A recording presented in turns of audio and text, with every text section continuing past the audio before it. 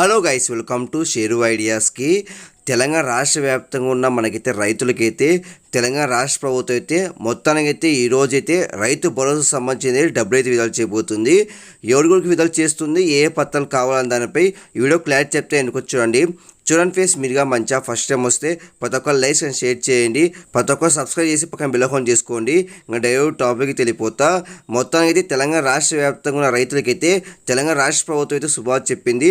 మొత్తానికి అయితే రైతు భరోసా సంబంధించింది అయితే డబ్బులు అయితే బ్యాంక్ ఖాతాలో విడుదలైతే చేయబోతుంది.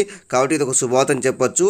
ఈ రోజు అయితే రైతు భరోసా సంబంధించి డబ్బులు అయితే విడుదల చేస్తారు. కాబట్టి మనకైతే 5 ఎకరాల లోపు ఉన్న వారికి ఈ రైతు భరోసా సంబంధించిన డబ్బులు అయితే విడుదల చేస్తారంట.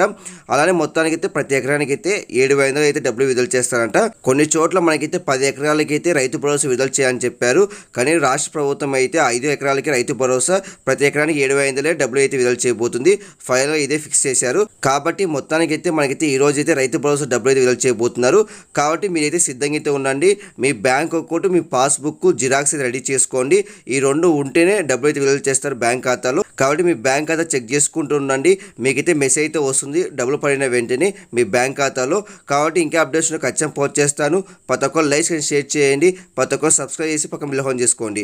Thank you for watching.